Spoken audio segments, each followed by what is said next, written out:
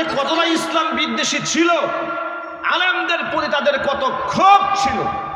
দেশের শ্রেষ্ঠ আলেমদেরকে কারাগারে নেওয়ার পরে তাদের পুতুল ধর্মমন্ত্রী জাতীয় সংসদে দাঁড়িয়ে বলেছে কোনো হক্কানি আলেমকে গ্রেফতার করা হয় নাই, যাদেরকে গ্রেফতার করেছে তারা সব ধর্ম ব্যবসায়ী।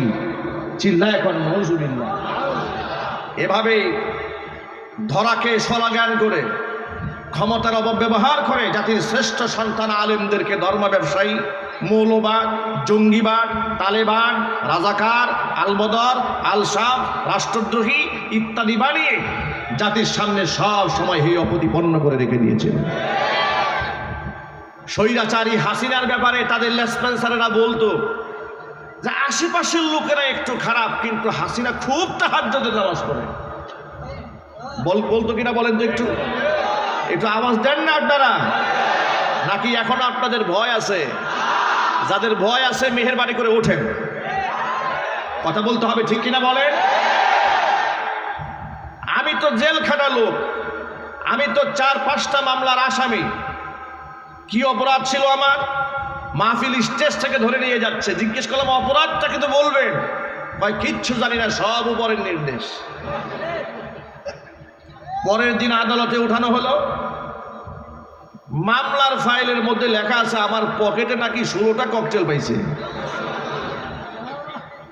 এই হচ্ছে ওদের শাসন ব্যবস্থা, এই হচ্ছে ওদের শাসন ব্যবস্থা। একটা মাত্র এক্সাম্পল দিলাম আপনাদের সামনে।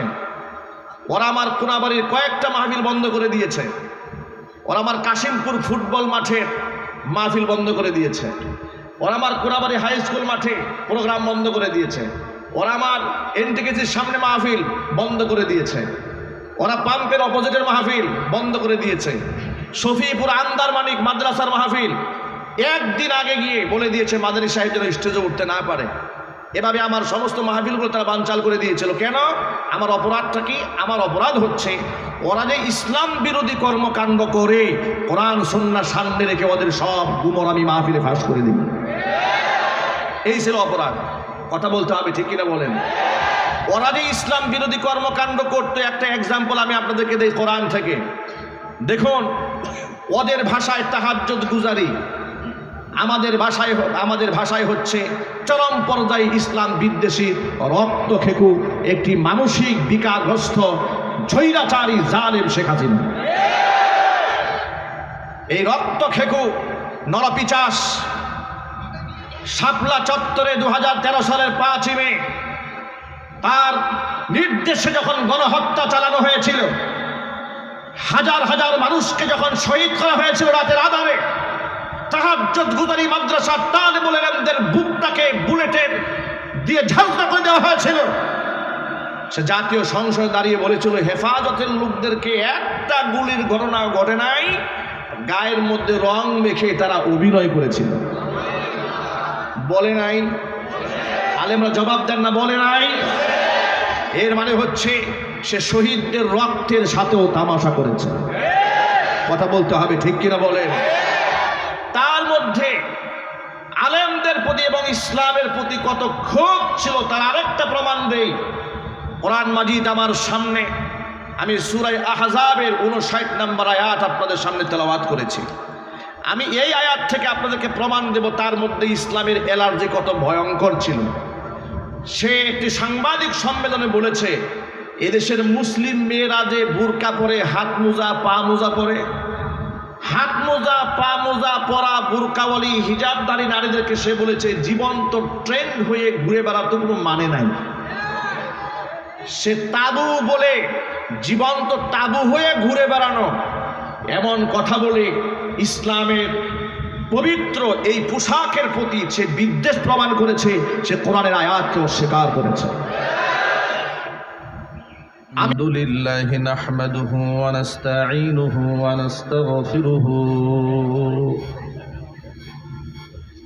ওয়া নাউযু বিল্লাহি মিন শুরুরি আনফুসিনা ওয়া মিন সাইয়্যাতি আ'মালিনা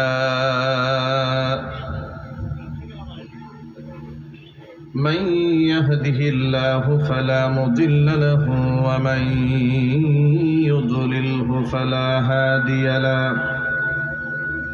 ونشهد أن لا إله إلا الله وحده لا شريك له ونشهد أن سيدنا ونبينا وحبيبنا وشفيعنا ومولانا محمدا عبده ورسوله الذي أرسله بالحق بشيرا ونذيرا وداعيا إلى الله بإذنه وسراجا منيرا أما بعد فأعوذ بالله من الشيطان الرجيم بسم الله الرحمن الرحيم يا أيها النبي قل لأزواجك وبناتك ونساء المؤمنين يدنين عليهن من جلابيبهن ذلك أدنى أن يعرفن فلا يؤذين وكان الله غفورا رحيما وقال تعالى في شان حبيبه ومحبوبه آمرا ومخبرا إن الله وملائكته يصلون على النبي يا أيها الذين آمنوا صلوا عليه وسلموا تسليما اللهم صل على محمد وعلى آل محمد كما صليت على إبراهيم وعلى آل إبراهيم إنك حميد مجيد اللهم بارك على محمد وعلى آل محمد كما باركت على إبراهيم وعلى آل إبراهيم إنك حميد مجيد محبت زبان ছেড়ে দিয়ে সকলে মিলে কিছুক্ষণ জিকির করুন লা ইলাহা ইল্লাল্লাহ লা ইলাহা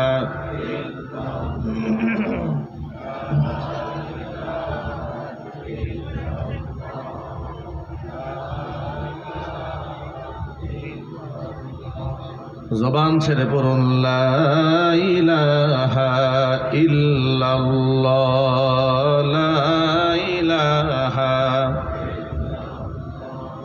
মোহাব্বতে লা ইলাহা ইল্লাল্লাহ লা ইলাহা ইল্লাল্লাহ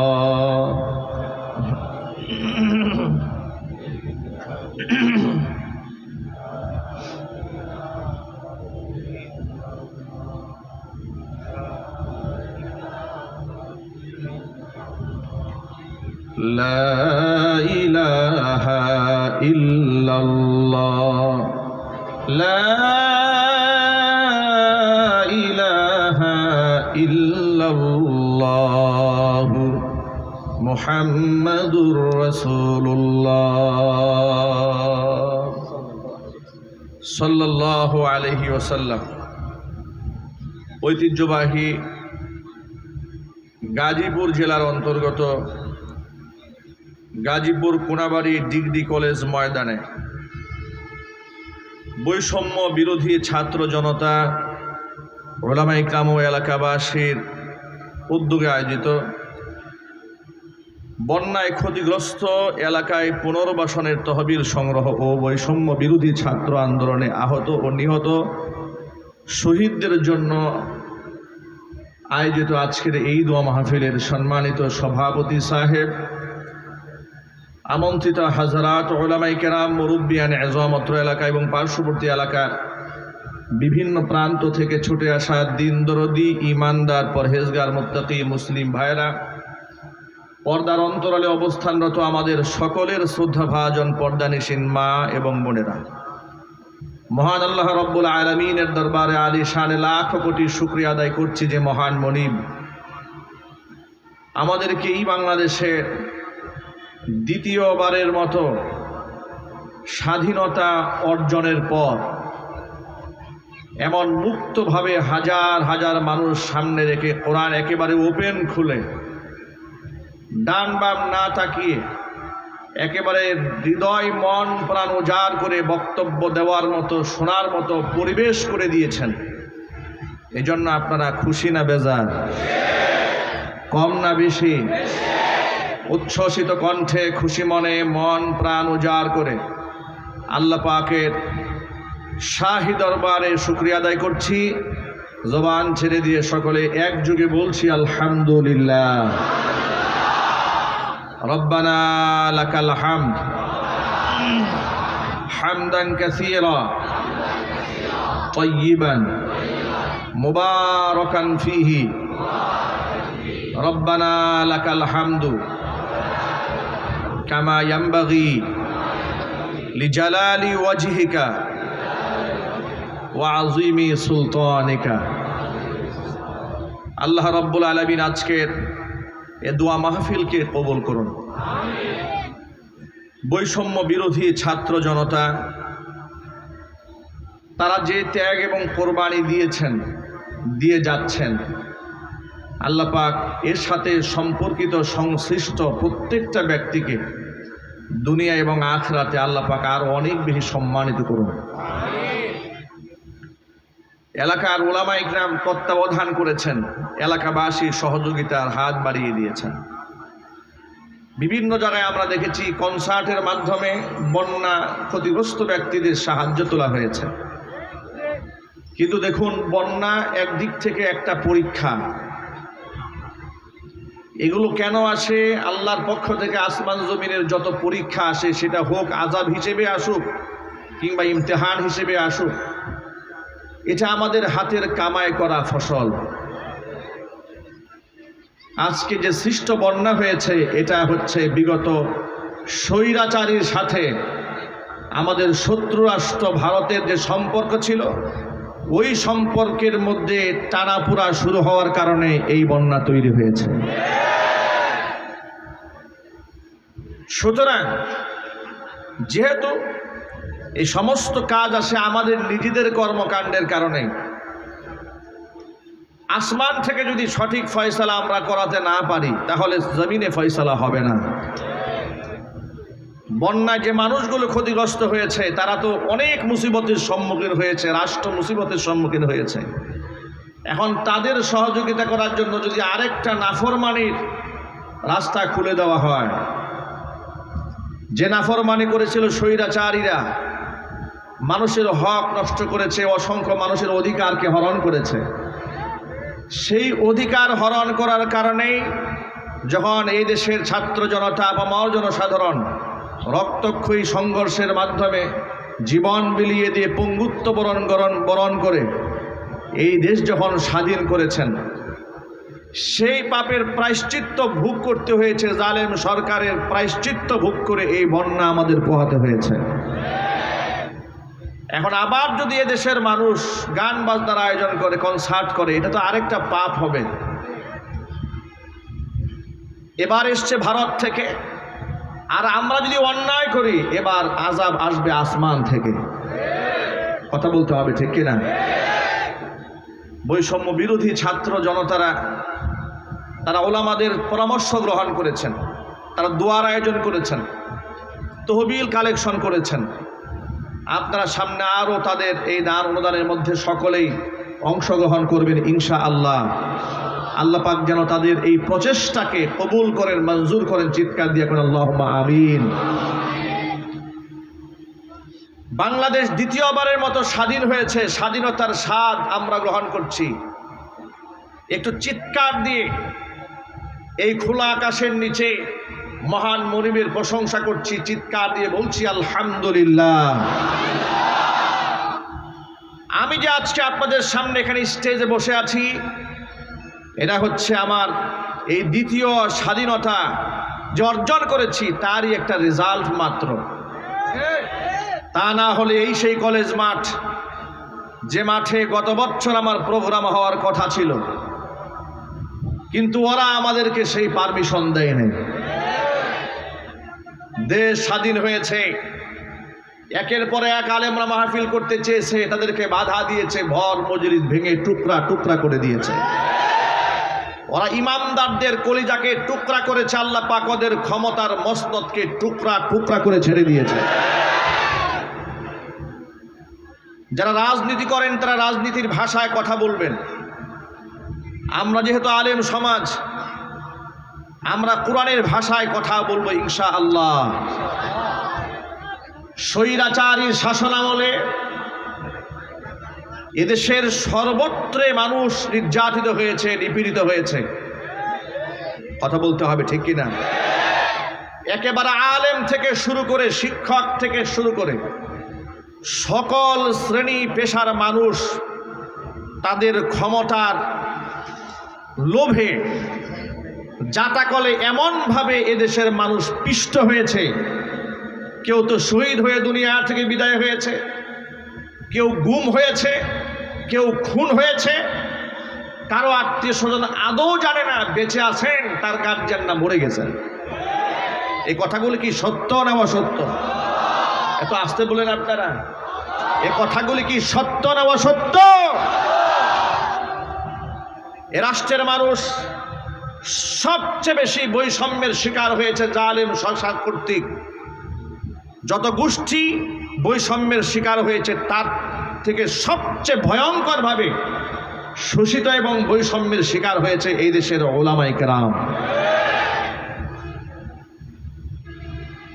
স্বৈরাচারী হাসিনা শুধু খুনি ছিল না, শুধু জালেমই ছিল না, চরম পর্যায়ের সেই ইসলাম বিদ্বেষী, কোরআন বিদ্বেষী, আলেম বিদ্বেষী ছিল। আফসোস এবং পরিতাপের সাথে আমাদের বলতে হচ্ছে, এই স্টেজে বসে ওদের ধূসরেরা শুধুমাত্র শেখ হাসিনা আল্লাহর ওলি আর বঙ্গবন্ধু ছিল কোনো একজন নবী, এটা বলা বাদ রেখে বাকি এমন কোনো প্রশংসা নাই যে তারা করে নাই। মসজিদ বানিয়েছে, এই বানিয়েছে, সেই বানিয়েছে, নানা কথা জোরপূর্বক এ জাতিকে গেলাবার চেষ্টা করা হতো। কিন্তু আমি আজকে কোরআন খুলে আপনাদেরকে এমন একটা ইনফরমেশন দেব কোরআনের আয়াত থেকে, আমি সেই আয়াতটাই তেলাওয়াত করেছি আপনাদের সামনে। আমি প্রমাণ করে দেব ইসলামের প্রতি শেখ হাসিনার সবচেয়ে ভয়ঙ্কর ক্ষোভ ছিল। তার এক নাম্বার প্রমাণ লক্ষ্য করেন, দেশ স্বাধীন হওয়ার পর থেকে এই স্বৈরাচারী যতবার ক্ষমতায় এসেছে, সর্বশেষ 16 বছর, এর আগেও ছিল ক্ষমতায়, যতবার এসেছে দাড়িকে তারা অপমান করেছে, টুপিকে তারা অপমান করেছে, হিজাবকে অপমান করেছে। 1996 সালে ক্ষমতা এসে কুত্তার মাথায় তারা টুপি পরিয়ে দিয়েছিল। ইসলাম বিরোধী এখনো কোনো কর্মকাণ্ড নাই যে ওরা করে নাই। ওরা এই দেশের আলেমদেরকে রাষ্ট্রের শত্রু বানিয়েছিল। দেশের শ্রদ্ধাভাজন সম্মানিত বরেণ্য আলেমদেরকে গরুর রশি লাগিয়ে, হ্যান্ডকাপ পরিয়ে, বুলেট প্রুফ জ্যাকেট পরিয়ে, হাত ডান্ডা বেরি 2 পায়ে পরিয়ে, মাথার মধ্যে হেলমেট পরিয়ে যখন আদালতে তোলা হতো, যখন কোমরে রশি বাঁধায় দৃশ্যগুলো আমরা দেখতাম, কিংবা নিজেরাও যখন হাতের মধ্যে, আমার নিজের হাতেও যখন পড়িয়েছে, আমার খুব আফসোস হতো। আর মনে মনে ভাবতাম, এই না আমরা 90 থেকে 95% মুসলিম দেশে বসবাস করি, 90 থেকে 95% মুসলিম অধ্যুষিত এই বাংলাদেশে সবচেয়ে বেশি নির্যাতিত হয়েছে মুসলমানেরা, চিল্লাই বলতে হবে ঠিক কিনা। বৌদ্ধরা ধর্মীয় স্বাধীনতা ভোগ করেছে, খ্রিস্টানেরা ভোগ করেছে, রাম বামেরা ভোগ করেছে, মুশরিকরা ভোগ করেছে। কলেজের মাঠে মাঠে রাষ্ট্রীয়ভাবে পূজা অনুষ্ঠান করা হয়েছে। বিশ্ববিদ্যালয়ের ছাত্র এবং ছাত্রীরা যেন বাধ্যতামূলকভাবে পূজা অনুষ্ঠানে থাকে, নোটিশ বোর্ড টানিয়ে দেওয়া হয়েছে। পক্ষান্তরে ওই একই মাঠে যখন কোরআনে কারিমের আয়োজন করা হতো, সেখানে 144 ধারা তারা জারি করে দিত। ছোট্ট একটা এক্সাম্পল নেন, গাজীপুরের রাজবাড়ী জেলা ঈদগাহ ময়দান, এই ঈদগাহ ময়দানে কি না হয়, এখানে কি না হয়, খেলা থেকে শুরু করে, মেলা থেকে শুরু করে, নাচ গান থেকে শুরু করে, কনসার্ট থেকে শুরু করে, রাজনৈতিক মঞ্চ থেকে শুরু করে সব এখানে হয়। এমনকি আউল বাউল ফাউল ভণ্ডদের প্রোগ্রামও সেখানে হয়। কিন্তু খতমে নবুয়ত সম্মেলন ওলামায়ে কেরাম করতে চেয়েছিলেন, গোটা গাজীপুরের সমস্ত আলেমরা সিদ্ধান্ত নিয়েছিলেন রাজবাড়ী মাঠে সেটা হবে, কিন্তু সেটা রাজবাড়ির মাঠে করতে দেওয়া হয় নাই। সর্বশেষ চান্দনা হাই স্কুল মাঠে সেটাকে আনতে হয়েছে। আমি শুধু আপনাদেরকে কয়েকটা এক্সাম্পল দিচ্ছি, তাদের মধ্যে ইসলাম বিদ্বেষ কোন পর্যায়ে ছিল। খতমে নবুয়ত, আমার নবী শেষ নবী, কাদিয়ানীরা কাফের, এই ব্যাপারে সর্বত্র মুসলিমরা একমত থাকার পরেও এমন একটি ঐক্যবদ্ধ সিদ্ধান্তের প্রোগ্রামকেও তারা বানচাল করে দিয়ে চান্দনা স্কুল ময়দানে করে দিয়েছিল, রাজবাড়ির মাঠে তারা করতে দেয় নাই। আপনারা আন্দাজ করতে পারেন ওরা রাজনৈতিক প্রোগ্রাম করবে, ডিস্টার্ব হয় না, ঝামেলা হয় না, কিন্তু আমরা কোরআনের মাহফিল করলেই তারা সেখানে নাশকতার গন্ধ খোঁজা শুরু করে দেয়। এই অজুহাতে মাহফিল সেখানে বন্ধ করে দেওয়া হয়েছে। তারা যে কতটা ইসলাম বিদ্বেষী ছিল, আলেমদের প্রতি তাদের কত ক্ষোভ ছিল। দেশের শ্রেষ্ঠ আলেমদেরকে কারাগারে নেওয়ার পরে তাদের পুতুল ধর্মমন্ত্রী জাতীয় সংসদে দাঁড়িয়ে বলেছে কোনো হক্কানি আলেমকে গ্রেফতার করা হয় নাই, যাদেরকে গ্রেফতার করেছে তারা সব ধর্ম ব্যবসায়ী। চিল্লায় এখন নজুবিল্লাহ। এভাবেই ধরাকে সলাজ্ঞান করে, ক্ষমতার অপব্যবহার করে জাতির শ্রেষ্ঠ সন্তান আলেমদেরকে ধর্ম ব্যবসায়ী, মৌলবাদ, জঙ্গিবাদ, তালেবান, রাজাকার, আলবদর, আলসাফ, রাষ্ট্রদ্রোহী ইত্যাদি বানিয়ে জাতির সামনে সব সময় হেয় প্রতিপন্ন করে রেখে দিয়েছিল। স্বৈরাচারী হাসিনার ব্যাপারে তাদের লেসপেন্সারেরা বলতো যে আশেপাশের লোকেরা একটু খারাপ, কিন্তু হাসিনা খুব তাহাজ্জুদের নামাজ পড়ে। বলতো কিনা বলেন তো, একটু আওয়াজ দেন না আপনারা, নাকি এখনো আপনাদের ভয় আছে? যাদের ভয় আছে মেহেরবানি করে ওঠেন, কথা বলতে হবে ঠিক কিনা বলেন। আমি তো জেল খাটা লোক, আমি তো 4-5টা মামলার আসামি। কি অপরাধ ছিল আমার? মাহফিল স্টেজ থেকে ধরে নিয়ে যাচ্ছে, জিজ্ঞেস করলাম অপরাধটা কিন্তু বলবেন, ভাই কিচ্ছু জানি না, সব উপরের নির্দেশ। পরের দিন আদালতে উঠানো হলো, মামলার ফাইলের মধ্যে লেখা আছে আমার পকেটে নাকি 16টা ককটেল পাইছে। এই হচ্ছে ওদের শাসন ব্যবস্থা, এই হচ্ছে ওদের শাসন ব্যবস্থা। একটা মাত্র এক্সাম্পল দিলাম আপনাদের সামনে।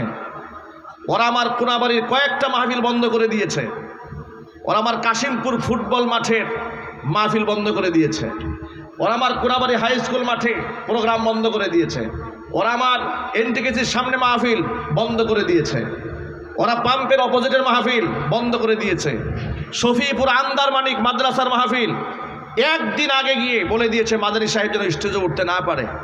এভাবে আমার সমস্ত মাহফিলগুলো তারা বানচাল করে দিয়েছিল। কেন? আমার অপরাধটা কি? আমার অপরাধ হচ্ছে ওরা যে ইসলাম বিরোধী কর্মকাণ্ড করে কোরআন সুন্নাহ সামনে রেখে ওদের সব গুমর আমি মাহফিলে ফাঁস করে দিই। এই ছিল অপরাধ। কথা বলতে হবে ঠিক কিনা বলেন।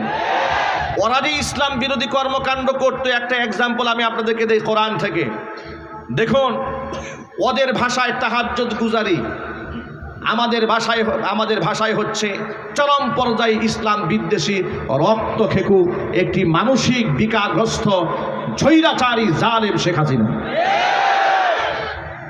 এই রক্তখেকু নরপিচাস শাপলা চত্বরে 2013 সালের 5ই মে তার নির্দেশে যখন গণহত্যা চালানো হয়েছিল, হাজার হাজার মানুষকে যখন শহীদ করা হয়েছিল রাতের আধারে, তাহাজ্জুদ গুজারি মাদ্রাসার তালেবুল ইলমদের বুকটাকে বুলেটের দিয়ে ঝাঁঝরা করে দেওয়া হয়েছিল।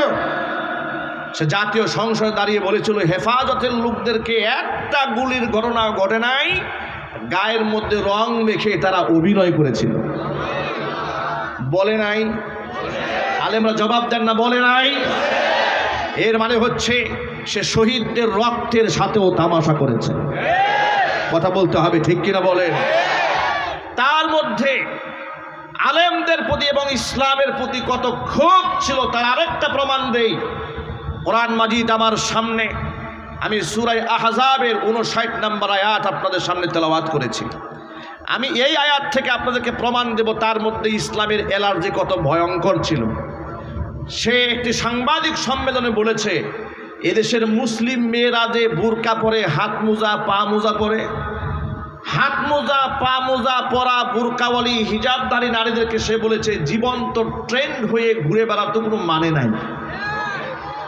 সে তাবু বলে, জীবন্ত তাবু হয়ে ঘুরে বেড়ানো, এমন কথা বলে ইসলামের পবিত্র এই পোশাকের প্রতি সে বিদ্বেষ প্রমাণ করেছে।